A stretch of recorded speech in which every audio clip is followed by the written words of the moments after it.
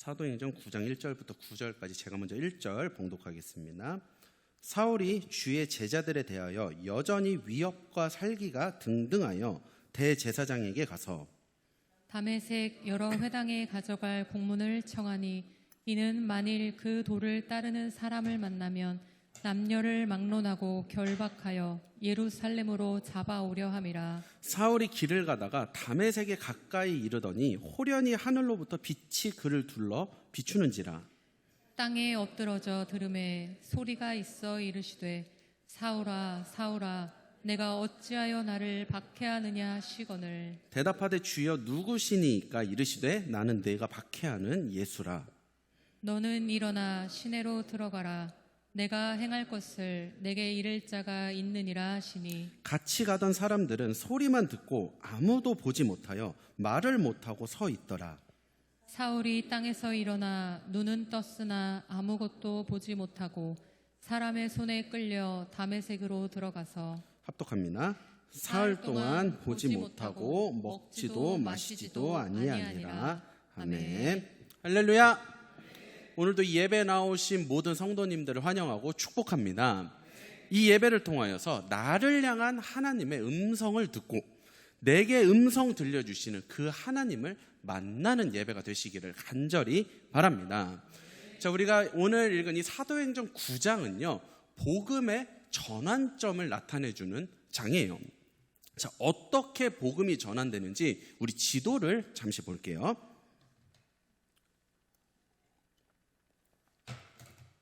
네, 이제 이게 이스라엘 지도인데요.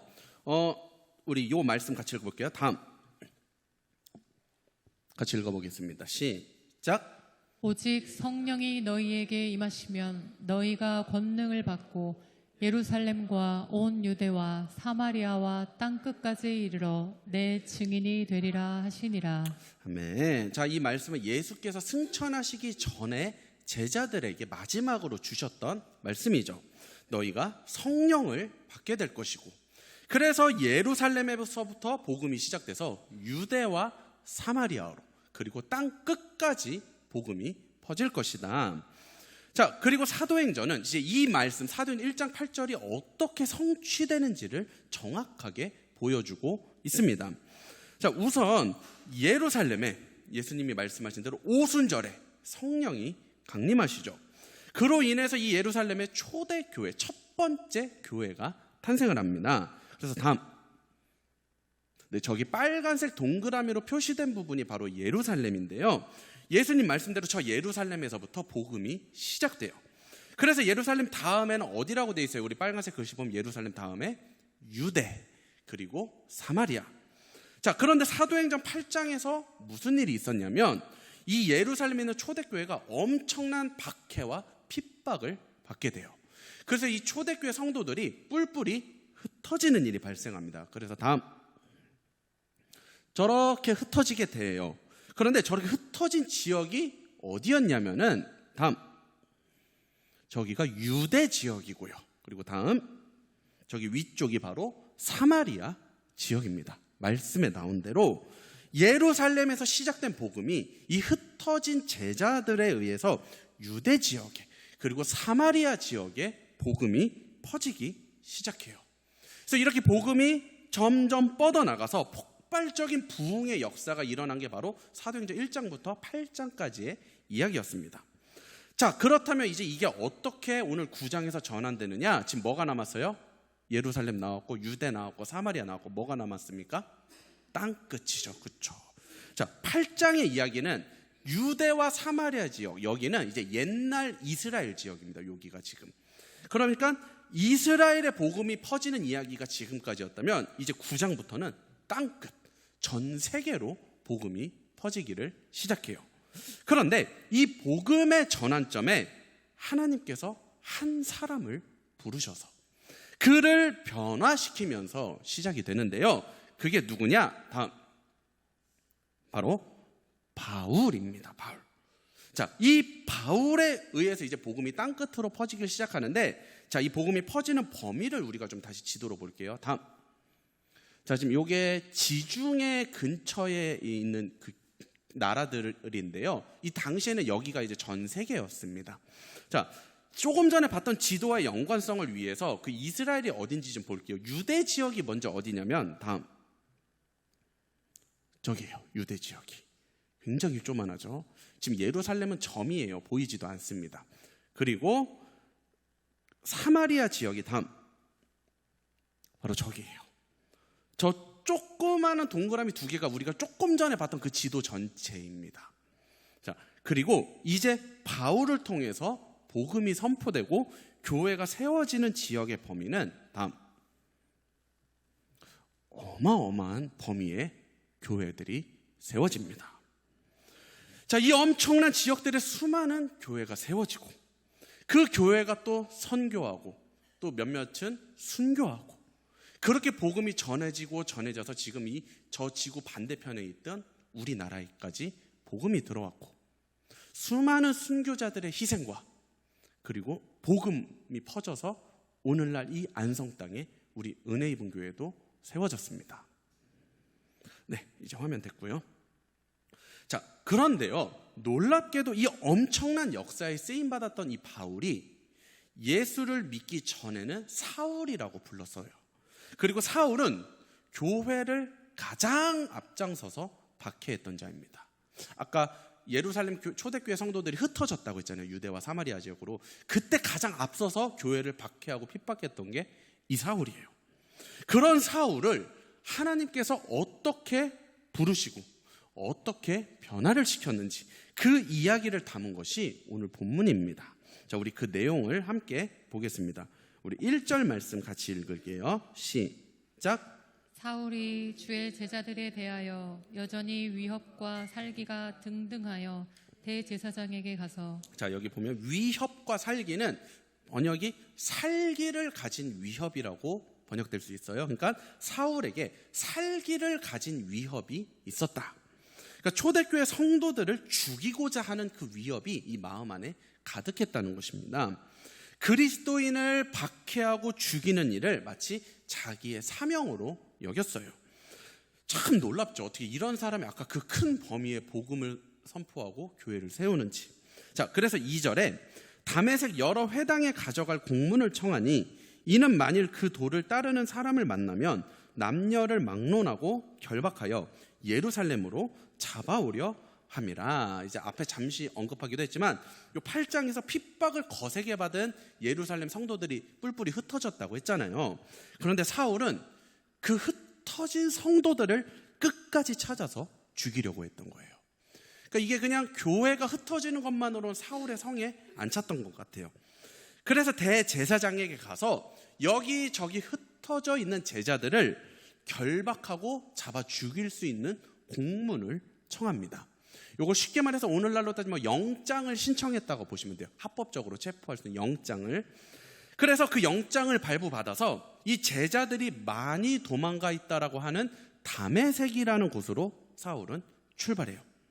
자, 그렇게 다메섹으로 가는 그 길이 자기 인생의 전환점이 되리라고는 아마 예상치도 못했을 겁니다. 우리 3절 말씀 같이 읽을게요. 시작.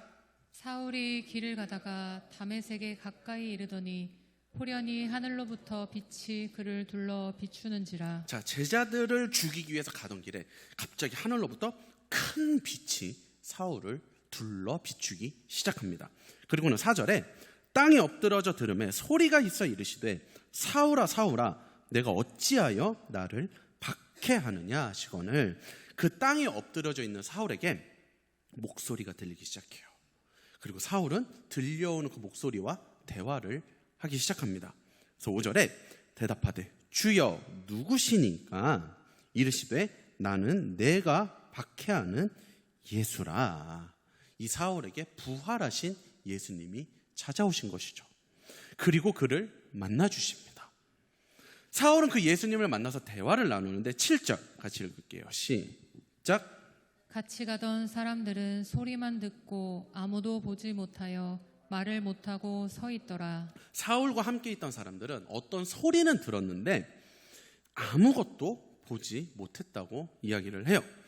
그리고 예수님과의 대화를 나눈 후에 8절에 사울이 땅에서 일어나 눈은 떴으나 아무것도 보지 못하고 사람의 손에 끌려 다메섹으로 들어가서 이제 눈은 떴지만 뭐 아무것도 보지도 못하는 상태가 되어버려요. 그래서 이제 부축을 받아서 다메섹에 들어가게 되고 9절에 사흘 동안 보지 못하고 먹지도 마시지도 아니하니라. 이제 사흘 동안은 보지도 못하고 먹지도 못하고 마시지도 못하는 상태가 되어버려요. 그리고 이 사건 이후에 사울은 영적인 눈을 뜨게 되고 완전히 변화되어서 아까 보여드린 것처럼 전 세계에 복음을 전하고 교회를 세우는 일에 쓰임을 받게 됩니다. 복음의 사람들을 가장 앞장서서 죽이던 자가 예수님을 만나고 나니까 그 엄청난 지역에, 그 엄청난 범위에 복음을 선포하고 교회를 세우게 돼요.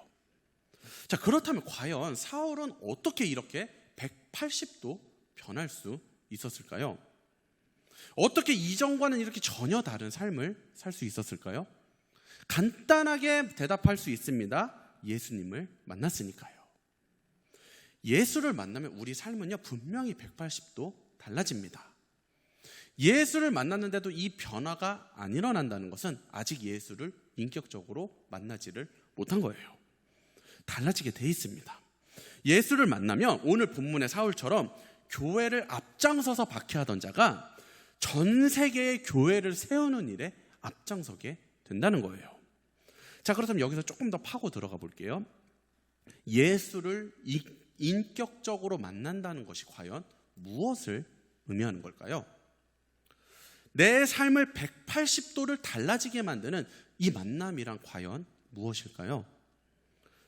제가 고1 때 수련회를 갔는데요. 앞에 계신 전도사님이 막 그래요. 너희들 오늘 다 하나님을 만나야 된다. 그럼 저는 이제 그때 제 수준에 이 하나님을 만나는 게 마치 지금 딱 이 사울처럼 뭔가 딱 나타날 줄 알았어요. 제 눈앞에. 그래서 저는 그게 하나님을 만나는 거라고 생각을 해서 계속 학창시절 내내 기도했어요. 나타나 달라고. 그런데 그때부터 지금까지 하나님은 저에게 그렇게 한 번도 나타나질 않으셨습니다. 그럼 여러분, 저는 예수님을 못 만난 사람인가요? 제가 하나님을 만난 사람 같아요? 못 만난 사람 같아요? 다행입니다. 그렇게 얘기해 주셔서. 자, 저는 눈으로 나타난 하나님은 못 봤지만 그래도 그 하나님을 분명히 만났고 그 부활하신 예수님과 인격적 교제를 누리며 살고 있어요. 그렇다면 이 예수님을 인격적으로 만난다는 건 뭐를 의미하는지 그 이야기를 한번 나눠보겠습니다. 우리 아까 읽었던 7절 말씀 한 번 더 같이 읽어볼게요. 시작. 같이 가던 사람들은 소리만 듣고 아무도 보지 못하여 말을 못하고 서 있더라. 자, 이게 뭐냐면 아까 사울과 예수님이 대화를 나눌 때 그 사울 주변에 있던 사람들은 여기 보면 7절에 소리만 듣고 아무도 보지 못하였다라고 기록이 돼 있어요. 그런데요, 나중에 바울이 이제 사역하다가 여러 사람들 앞에서 복음을 변증하는 일이 있었는데 그때 이제 자기의 간증을 한 거죠. 이 다메섹에서 지금 예수님을 만났던 이야기를 사도행전에서만 2번을 더 합니다. 그래서 사도행전에만 이 예수님을 만나는 사건이 3번이 기록돼 있어요. 오늘 9장과 뒤에 가서 22장, 26장 이렇게 3번. 자, 그런데 22장에 보면 조금 의문을 갖게 만드는 표현이 있습니다. 우리 22장 9절 말씀 같이 읽어볼게요. 화면 보고 시작. 나와 함께 있는 사람들이 빛은 보면서도 나에게 말씀하시는 이의 소리는 듣지 못하더라. 자, 요거 뭔가 조금 다른 게 있어요. 자, 요거를 좀 더 쉽게 보기 위해서 우리 다시 PPT를 좀 볼게요.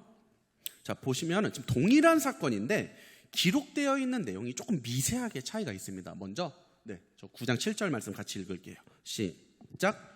같이 가던 사람들은 소리만 듣고 보지 못하여 말을 못하고 서 있더라. 자, 이게 9장이고요. 다음. 자, 요거 같이 읽어볼게요. 시작.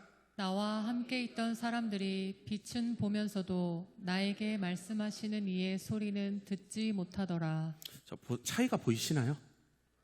사울은 분명히 예수님을 보았고요. 그 예수님과 대화를 나누고 있던 중이었어요. 그런데 사울과 함께 있는 사람들이 지금 9장에 보면 뭐라고 돼 있어요? 소리만 듣고 보지 못해요. 그러니까 다음.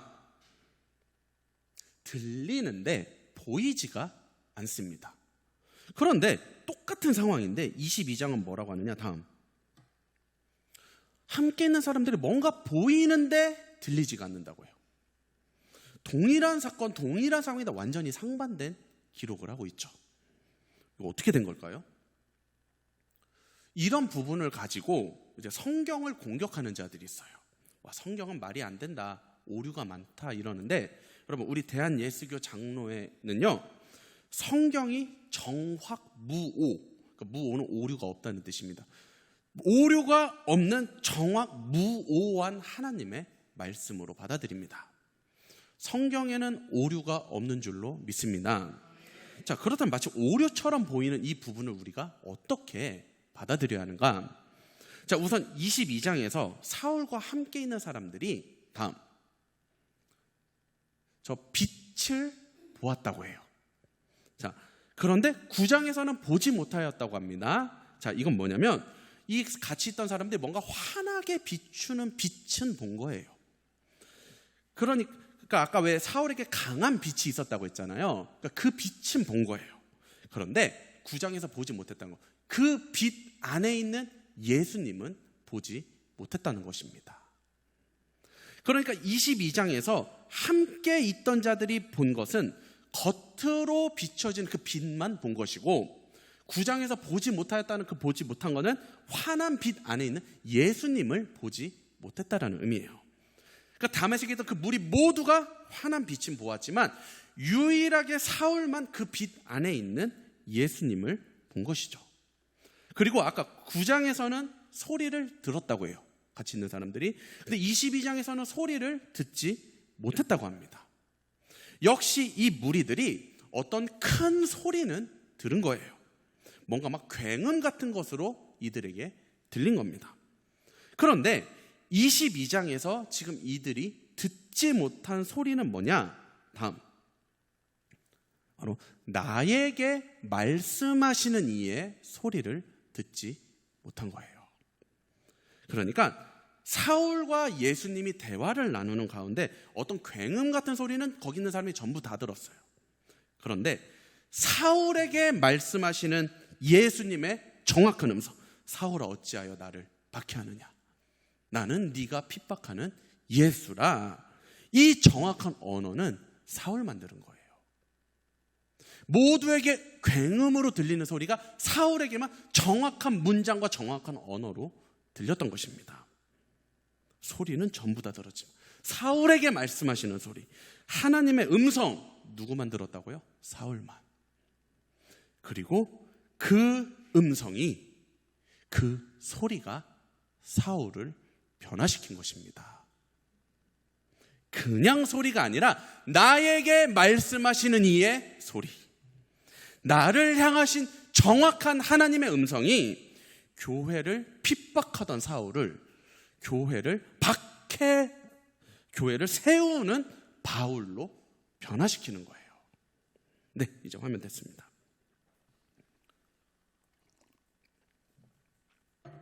여러분, 누가 예수님을 만난 자일까요?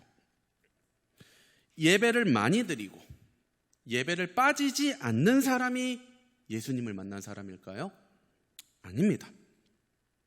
예배를 아무리 빠지지 않는 사람이라 할지라도 그 예배 가운데 나에게 말씀하시는 이의 소리를 듣지 못하는 자는 예수님을 만난 게 아닙니다.